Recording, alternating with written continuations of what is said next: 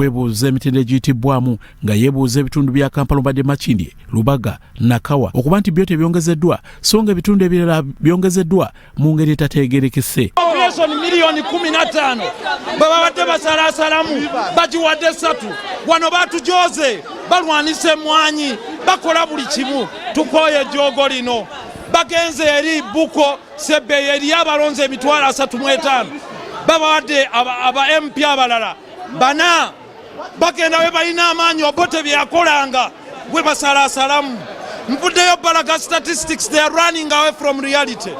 This must stop. This must stop. Unejjogo terisoboka. Rubbish. Emabegako minisita wa gavumenti ez'ebitundu Ephraim Magezi asoose kutegeeza paalamenti nga zino bwe zisibwa oluvannyuma lw'okwebuuza nga beebuuzizza ku bukiiko bw'amadistrikiti saako n'okunoonyereza ku bintu ebirala ombadde okumanya ebintu ng'empuliziganya wakati w'abantu abaweerezebwa ne minisitule zennyini. Wabaddewo okukyamuka okw'enjawulo abaka ba paalamenti naddala bava mu bitundu eby'ewala bwe batandise okuyimba ennyimba ezibadde ziraga nti batuuse ku buwanguzi. Wabula Nsereko abuuseeyo era nga werekeddwako abaka abalala kubadde omubaka okuva e Pateo Santo Court, omubaka okuva e Bukomansimbi Gracious Kingi, saako ne minisita Sarah Pendi era nga Nampala gavumenti Ruth Nankabirwa alabiddwako ng'agezaako kumwoyawooya nga buteerere. Kabuze Katabi Mbugume ne omubaka munne Macdul Mac Angel onatuuse okumbuuza lwaki tagoberedde mateeka n'atandika okuvayo okuwakanya obwakanya. Have you been submitted? No, have you been submitted and this rejected? Listen, it is on sir, can I tell you one thing? Yeah. You don't need to ask. You need, when you reach the cutoff, you might. It's the stats. It's the statistics. Why should we ask? Kituufu abantu e Kampala bangi nnyo naye alina okutegeera procedure bw'oba oyagala okwongerako essaza okola otya, so alina okugoberera amateeka gwe bagalagira. Ne constituencies ezibadde zigenda okuyitamu ng'akimanyi kati siraba lwaki akozinga such chaos at the last moment. Instead of creating many people, let us make 150 districts and make 150 legislators and we close the chapter. Like this constituency they are talking about, it is not the district that requested. It is supposed to be automatic once you have the population. But the minister comes here and giving people who have very few population in terms of population. In special interest groups, especially abakozi, vuvuka n'aba persons with abilities. Twasabye tugamba nti balina okutwongera enamba kuva ku namba 5 batuwe at least abantu 10. Era tuli ready naffe ngola byo wana konvene badde wanaffe tugenda kukiriza. Raso TV nze Grace Girinya ne Elias Ajabi Omunyo.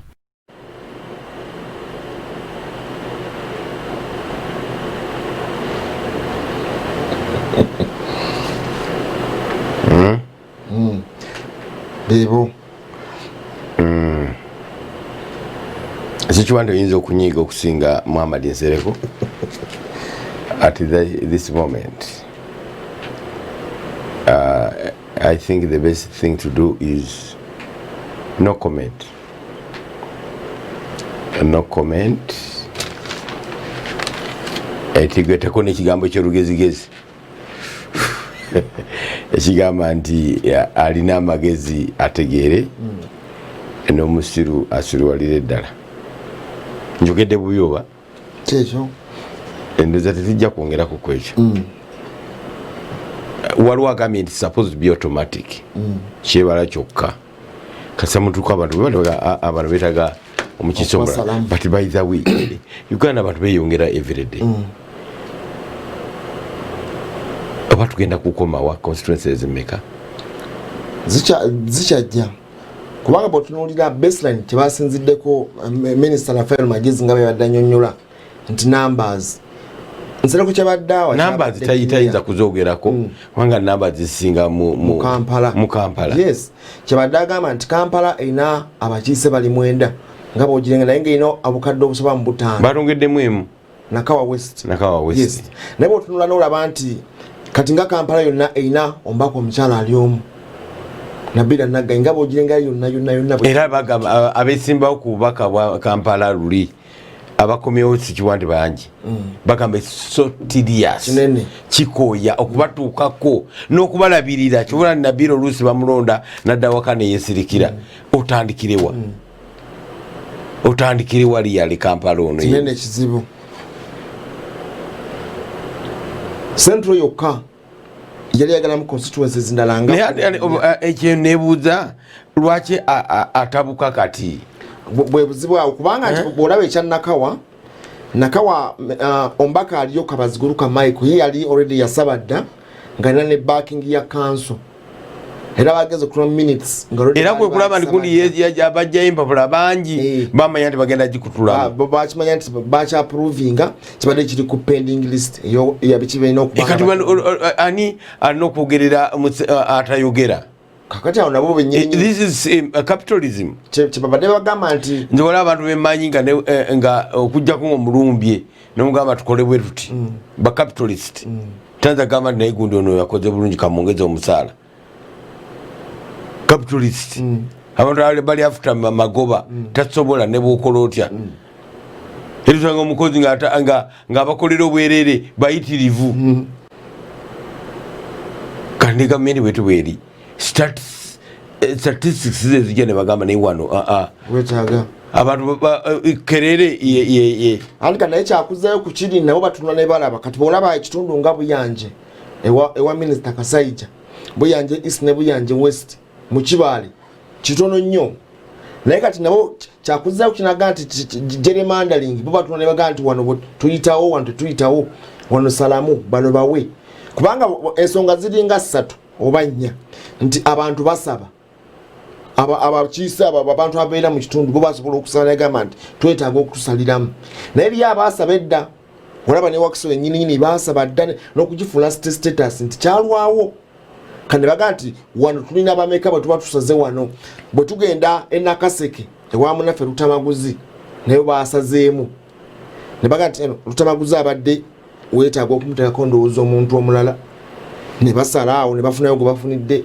abagala okwesimbawo ne bagende Buhweju ewa munaffe Mwijuche Francis nayo ne basalamu ewaffe constituency Busiro South eri very complex nduze zane badesalibwamu that part eyekyalo n'ennyanja problem zaabwe endala nebera party ey'Akajjansi Kitubulu Kawuku Entebbe Road atokudda ku nyanja eno nabo problem zaabwe sizezimu nezeeri netibagisalamu kakati awo musabe mugamba abatuuze basabe kyakugamba nti olusebera geographical location naye determininga ekitundu kirimu kirimiridde kitya kiri mu nnyanja ab'Ekajjansi bebaagala ab'Ekawuka babenamulanda si byebimu n'ab'Enakawuka ab'Essisa ab'Ebusi kuba n'Ebusi kati naye Ggombolola yeetongodde kava ennyanja si byebimu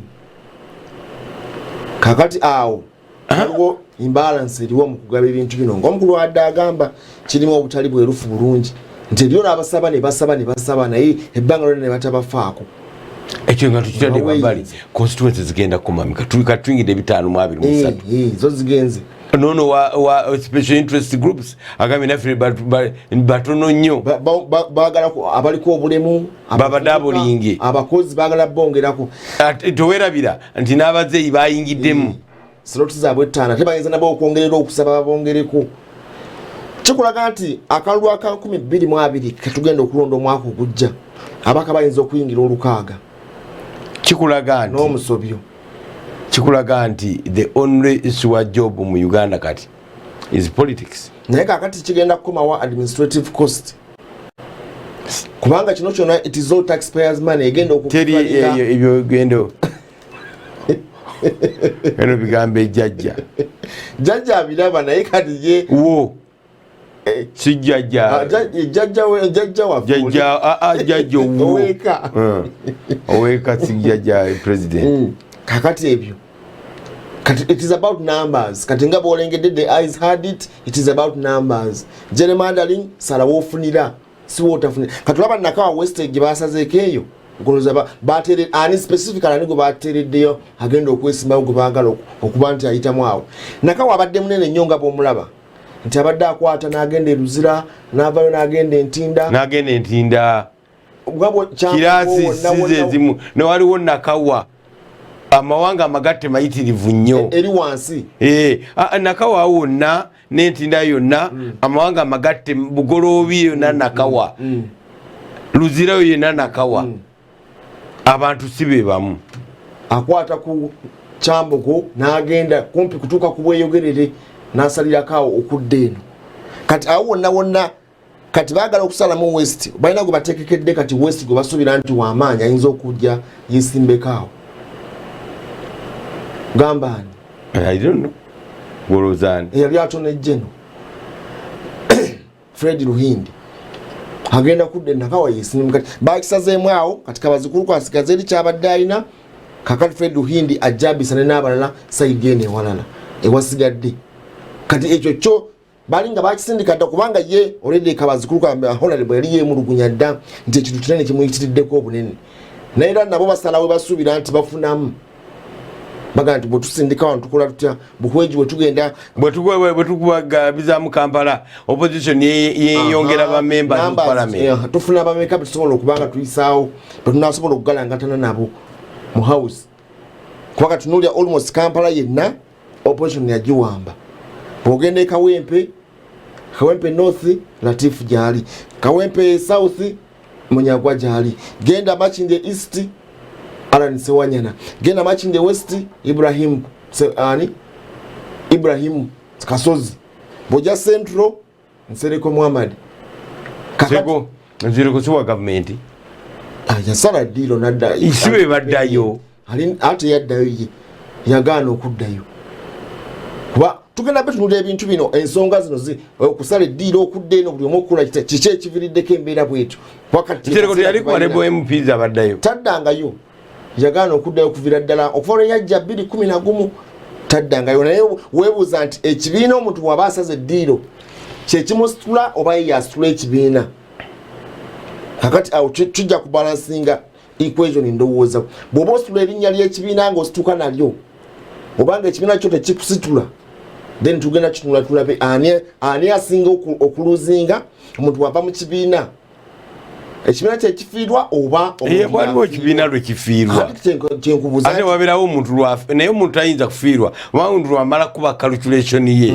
nagamba constituency gye ŋŋenzeemu wano ba FDC nze ŋŋenzeemu FDC kati ate bw'ositukaawo kati ate whatever the case omuntu nga Elias Lukwago bweyegatta awantu that's a plus omuntu nga Elias Lukwago bwava awantu that is a minus ebirala byonna nga tubibaze izo leero limeya abantu bamumanyi nnyo munnamateeka bw'atuuka ku mukolo gujjudde kube mukolo ki oba mukolo ki kati awoyo kati twetuyinza kuvaako tuyinza kyositula ekibiina naye ate nakyo waliwo kibeera nga tegenda kuwa kaadi nawewuka kakati awo weight y'omuntu versus ekibiina ndowooza teri muntu ayinza kubeera nga bunene okusinga ekibiina bwekyandibadde naye ate eriyo abamu nga abeera azitola okusinga ekibiina nti bw'ava mu kibiina loosi ye mugifiiringa nemusigala nga mumperereza mpolampola alabike nga adda mu kibiina ekyo nti gyabeera alaze abeera agenze ne weight gye mpa egulire ddala egulire tugenda kulaba abannaffe era ensonga za byabufuzi Kasiyano Waderi kunaku olwajjo naye yasaze eddiiro tugenda bitunula butoki mwike yasaze eddiiro yali wa kibiina ki yali wa FDC kati yali wa FDC yali wa DP gye yasookera ddala eri bw'ava mu DP n'alyoka agenda kuzima kalu yali independent yali independent awo kati yasaze eddiiro liriruda anti era yali lifetime member wa FDC yali wa FDC kubanga okujja anti FDC netemuwa kaadi ewaabwe kakati era twasigala tumbalire nti abadde akyaliyo ng'era akyawa allegiance ya FDC wadde yalwano waliyo yafuna mu butakkaanya nabo obutamuwa tiketi okudda mu Arua municipality kubanga akalulu kaali kamukubye etterego bw'agwa ewa minisita Obiga Kania afuna obutakkaanya kubanga yali ku tiketi ya FDC naga nti waliwo ensonga ezaamusuza naye nga zaali kibiina nti bampangira bupangiza okugwa kakati ajja independent mukulu Abiriga bwafa alaba waliwo vacume yaliwawo ne vacancy position ajja kuba namunigina okwesimbawo ne banusula tiperu ate FDC musimbako era omuntu kubanga obusungu bwali buvudde eri terego omukulu ajja kujja bitunyonyole wano byonna lwaki basala okulabika nti basuula abantu deliberately oba entale zigenda mu byobufuzi mu kaseera kano zigenda kubanga zikomawa katulengere ndowooza omukulu Kasiyano Wadiri ng'asaze eddiiro okulabika nti yeesogga ku anti eya muntu munne eya General Mugisha Muntu gwagamba nti balwana dda okulabika ebyobufuzi bino nga bakyalina mu university naye naagala kati asazeewo batambule mu kaseera kano then tulengere mpolampola biki ebiddako tujja kukola naffe ekibalo kyaffe awo maaso gye bujja ayitawo tayitawo bwaddayo addayo gye yasookera etterego obwaddeyo Arua municipality mu kaseera kano kubanga FDC already egenda kubanga esimbyeyo omuntu NRM egenda kuba inayo omuntu ayitayinza kudda eri gye yasookera etterego ewa minisita kati Obiga Kania tugenda bitunulira bino tulengere embeera bitiisa bitiisa bannabyabufuzi abaagala katulabe Wadri katulabe Kasiyano Wadri Omubaka wa Arua Municipality mu Palamenti y'eggwanga Kasiyano Ezziyati Wadri ayabulidde ekibiina ekya FDC mu butongole ne yeegatta ku Alliance for National Transformation ekikulirwa Retired Major General Gregory Mugisha Muntu.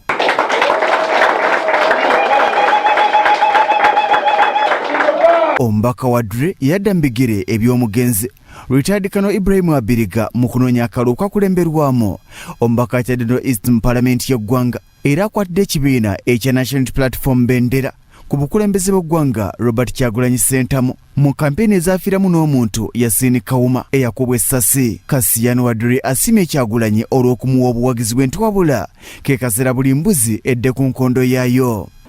I'm quite sure many of you are asking, but the other time people power came for your campaigns.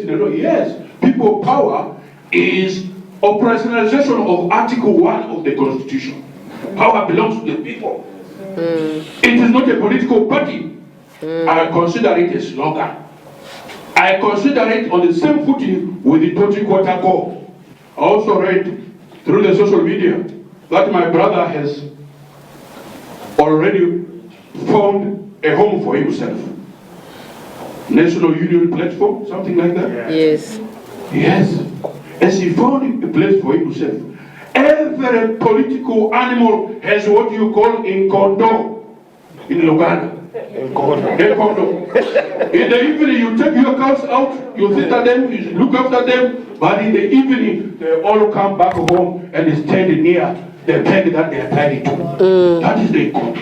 Ye Major General Gregory Mugisha Muntu era nga yakwadde Alliance for National Transformation Bendera kuba President atabukidde akakiiko ak'ebyokulonda ku kubuzaabuza okuliwo ku ngeri abakungu baako omunana gye balekuliddemu omulundi ogumu. Alaze okutya nti wadde nga basigazza ennaku mbale ogenda mutamiruka waabwe ntiwabula tebannaddibwamu wadde nga mu butongole akakiiko bakawandiikira.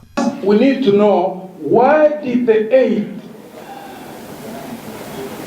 technical people resign, because we keep hearing stories. The government says it was corruption. Also hear that they had stood in the way of offering a contract to what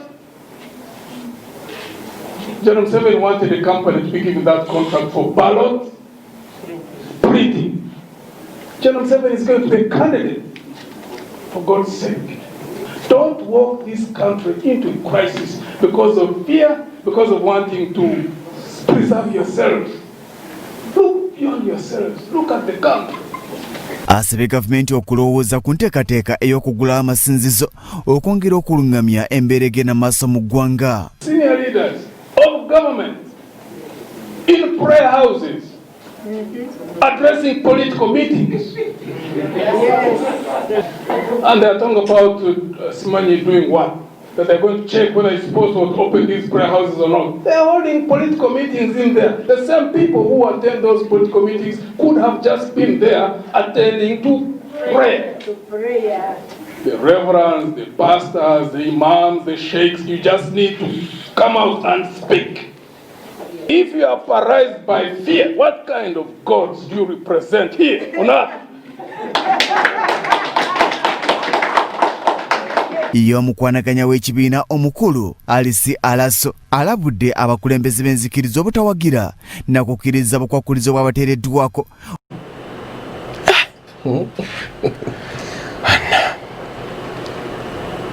Mbadde mbirowoozaako wano. Mugisha Muntu is talking like a president. presidential material presidential material abantu bagenda batandika okujjayo kala zaabwe ezenyini ekyama kyaki ekyo tukyakiremeddeko agambye nti mukola ki lwaki basomesa emyezi 3 nze kyusa kimanya lwe bakiyisa ate ekyali proposal bagenda basomesa emyezi 3 basooka basomesa okunaaba mu ngalo tonsembera basooka basomese sanitizer ina mugenda muko ani abitajesinze ba proposing abana science tusooke tuleete bonna abakulembeze okuzikuvuma myezi 3 no si wiki emu bannaku myezi 3 nsooke mbige bulungi baloke babate ogenda maaso mugenda kubirambika mutya eri endiga ezigenda okujja masinzizo gano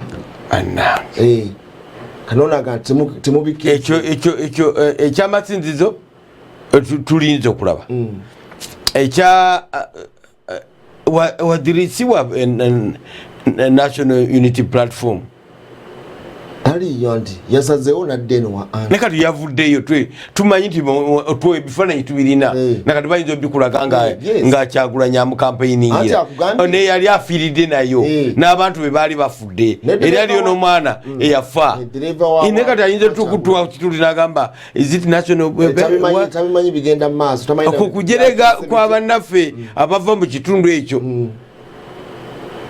nobote yakikolako wano Ssaabasajja Kabaka Muteesa amaze omuwa obwami amwadde ba MPs be bonna bagatse bafunye omuwendo gwetaagisa atuuka mu lukiiko mu 67 agamba is it kalata kapaka what is it yefudde atakimanyi hanono is it what yabirabe ku social media yakoze national word naye gyabadde ebbanga lyonna era ffe twamulaba ng'amuwetse ku mugongo batambulanga ayambadde bi ovuwuuyo bwabo kakati olukunga luluna lwa red ne signs yakola oziraba zizo zalinga za visaini y'abannaffe aba FDC wadde yali azza independent kubanga FDC yasimbawo omuntu waayaawo ne NRM nereeta Nusrat Peru ne babbinkana ne tayiyo myufu naye kati nekyeyakoze oluti wuuyo tebakyawuliziganya kyakugambye nti kati bannabyabufuzi bo buli omaze ku nkondo egati kano kaali kakirabu bwekirabu kamutuusa keebale naye kakati alabye omusana gye guli gyateekeddwa okuba nga atambulira okugenda nze sikirako tabu naye okujolonga gyovudde tomanyi bwe bayitayo nze mbase ngambadde yanandibadde ngamba nasanze ekiseera ekizibu okusalawo naye ziti kalape what something like that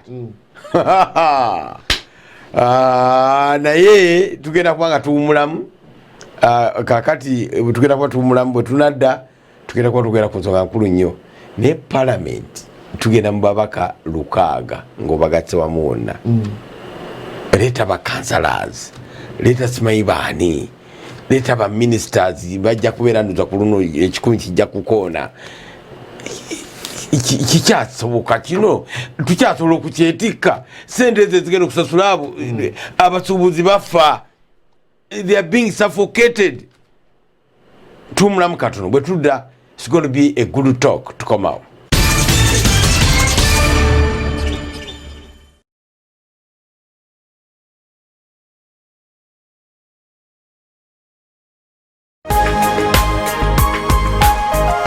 Soul Television, Femunyo.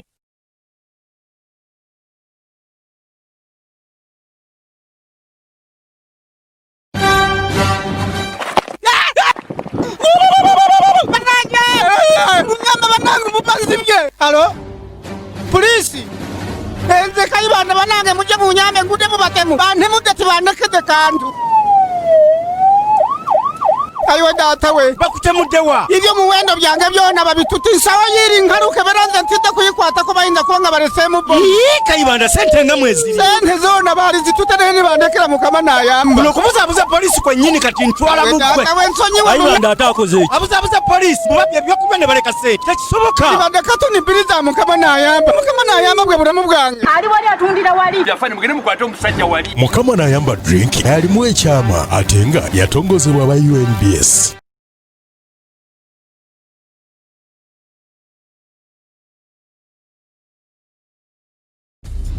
When you dream big and discover the dreamer in you, when you embark on the journey of your life, when you are ready to reach for the stars, come to Kaiwa International University and discover that passion to fulfill your dream. Enroll with us today online. We have courses like business administration, humanities, information technology, and so many more. Visit our website www.chintu.ac.ug and apply online or call us on 0752 960 462 or 0784 852 078. Kaiwa International University. We maximize knowledge to minimize error.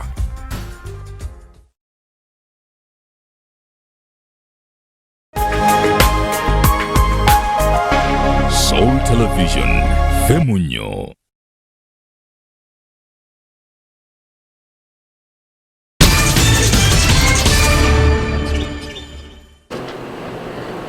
Bino ebintu abantu seriously balowooza nti waliwo ekitali kituufu ekigenda maaso. Ekigambo ekinzijira mu mutwe oba kibi. Impunity ekitegeeza ki? Kugenda nga bw'oli tagoberera mateeka. Kinanjo kyakimize ekijja kijje. Ekijja kijje. Banaakola ki? Ekijja kijje. Ababaka ana mu abasatu betwandibadde tulesa nti ana bano abayongeddemu betwandibadde tugamba nti bamala eggwanga batwongereko kwana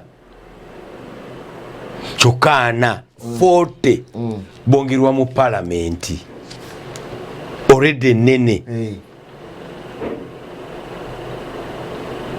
ekyo gyonna misaala palamenti mu kaseera kano essaawa eri tugenda kudda nga tukubuulira emisaala gye bafuna naye ate ku misaala gye bafuna ebeereyo padiem ababaka abo batambula nnyo tubatuma ebweru ne bagenda ezo tezibeera ku misaala gyabwe gye bafuna tugenda kuba tubikuwa byonna nga tuyingira mu debate eyo Uganda ekyasobola okwetika kubanga eno ntandikwa toka eyo egundi gyakoze government must answer back.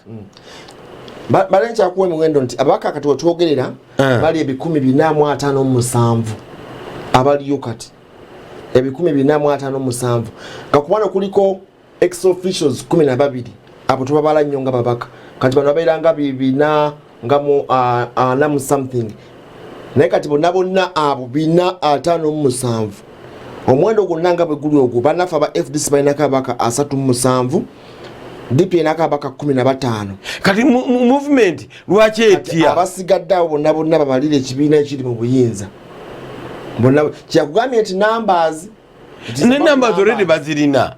Where is the country being suffocated? Already numbers zebaagala bazirina kiringa vira olumu wa vira musumba luza sujingo agenda nakuba esimu yali wa vira nnyo ontegedde vira ngerina ebikopo mukaaga etutte evereya naye nga bwe mugenda mu liigi neggwako omuzanya abadasingo gikuba goolo ng'emugula simuteeka mu ttiimu nti mutadde mu tiimu yaayo naye abadde wa KCC ng'emugula nemuteeka katebe mu ttiimu yaayo abazanyi abalungi bangi nnyo ne babeera suffocated awo ne bavaawo mu race nga babagula ne bateeka ku bench netwala ebikopo byonna ebyali awo kawooya nga sente zitamanyi muntu already numbers muzirina.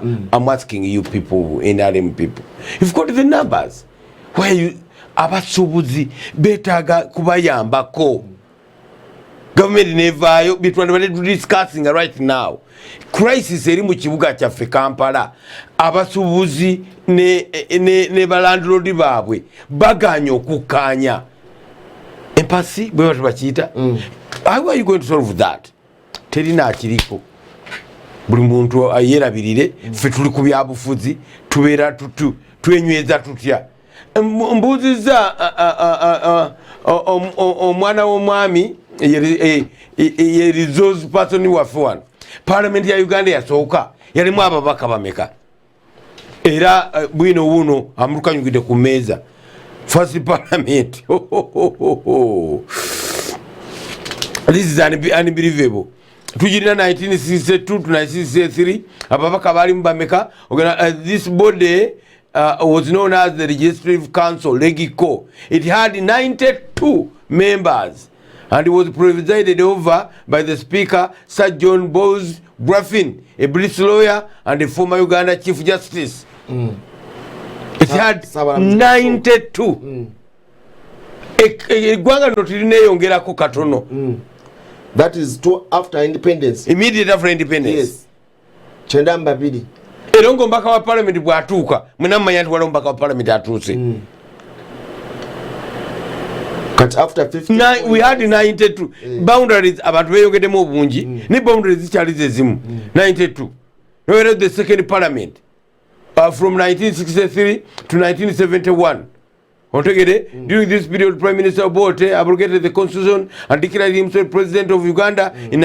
This parliament also witnessed the abolition of the Uganda traditional kingdom. The Speaker of the second parliament was Narendra M. Patel, a Ugandan Indian descent. This parliament ended when Amin overthrew Obote's government.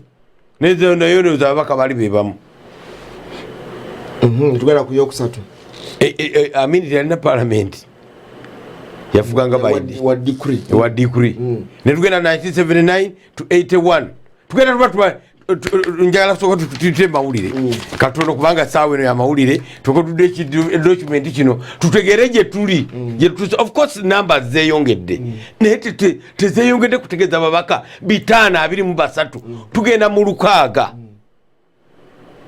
babaka naye buli omuntu tujjamugulira emmotoka tujjamuwa wadiropu tujjamuwa buli kimu ku nsimbi w'omusolo naye nga nebino ebipa bateekawo byetaaga ate chairman w'okukyalo bakansala balina okubazimbira ebitebe balina okubakolera buli kimu enguudo buli kimu naye nga byonna nsimbi wa musolo taxi base yo egenda mbadde nkwegayirira tubiddeko kubanga abantu bagala okumanya badde mpapula z'amawulire olunaku olwaleero essaawa emu yennyini tujjako tubitandise.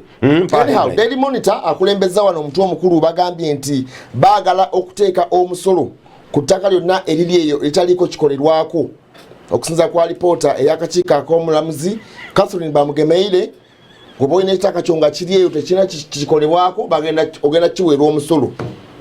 Yabadde proposal na recommendation yatereddwa mu report eno lunaku lwajjo. Njogera naawe omusoga, njogera naawe omunyoro, njogera naawe omunyankole. Abanyankole lyabwe libyalikola libakente. Ate zibeera wamu ziba zitambula. Njogera naawe omuganda ettaka ng'olina ettaka lireeyo bagamba bateesa bagenda kubanga oliweera omusolo kasita nga tuna ky'olikolerako. Ate kivaawo ndowooza kijja kuba kulitwala. Ate bwe balitwala okayanali ssente zo bazikuteera eri mu kooti. Front page kuliko Kasiyani Wadri nga ava mu bulu adda mu papo. Papo ye kala ya anti bagita batya? Alliance for National Transformation. Okay, tusese tukatugende mugulire ddala. Leero Museveni gives the conditions nga 3 July 1985 Museveni yali awa General Rutwa conditions oboyagala okukola nange munokola kino ojja kubango bisomako today in history ya munaffe Faustin Mugabe era gwe ngamba good morning sana. Wano balaze nti bannaffe ba poliisi yesinza okulabika nti etyobola eddembe ly'abannamawulire okusinza kwa report yafulumye. Okay, US send the robot to planet Mars. Mars bawerezayo robot okuketembera eriyo tulaba basobola ffe abalina mwaka center akawera okuba tuyinza okugenda tusengeyo ku Mars ne tubaviira ensi yammwe erimba tujja tutuuka ekiseera nga buli maka mulimu MP wamu buli kyalo nga constituency ova wano erungujja nokkirira wali wansi nti oyingidde mu constituency ya muno. It's incredible, it's laughable. Alipota yino omulamuzi bamugemeire nga agikwasa president gyetubaye twogerako ettaka litakola baliweesa omusolo bamugemere byazudde ebyo byebagambye ebyo ettaka lyonna liri idol ensonga lyantulala abantu bagenda ne balisengako ne batandika okweroga ne batandika okwetema. Okay, Hoima Soroti now cities ekyo sikinako tabu. We should create as many cities as possible. Nebuli city ejjat nayo yetaaga omubaka waayo wa parliament. Yes, ate kati waliwo city ziri mu district nga district sigaza omubaka ate ne city nereeta omubaka naye ekigambo sente zebawaayo zebasabisya cities tetuyinza ziwaayo nga ekyali tawuni tugenda kulaba wali olabye city yewaffe eyekajjansi nayo city akazapande okasanga municipality kalisisa akapande kagamba nti welcome to naye ate ekibi nti bakola centralization zonna emisolo nga bagivayo bwegiti ate girina kudda mu center kati center tinebagabirako nzizino tebakyasobola dde okwekolera akaguudo. Welcome to Hoima City akaabwe. Welcome to Soroti City. Soroti City Council welcomes you. Ekigambo city tetuyimbagatanyiriza bingi lwaire bisoose kugusa bimu bingi kuba kati bino babireese ku 27 ebyasooka bino okulonda bino 10 kati kyebugani tubigenda kuleeta direct kati bino byafuukise nga Masaka already babireese bino bisatu naye wakiso tanajja n'entebe alina kujja kuwondi ejja financial ya ejja nebira bijja genda paka 20 nga 23 eyo naye bino birina okulondebwamu 10 banaffe bambale bajinja bamasaka Soroti Hoima Lira kubanga eno Albertine region olw'amafuta. Okay, key challenge that await Kisaka yabadde very smart.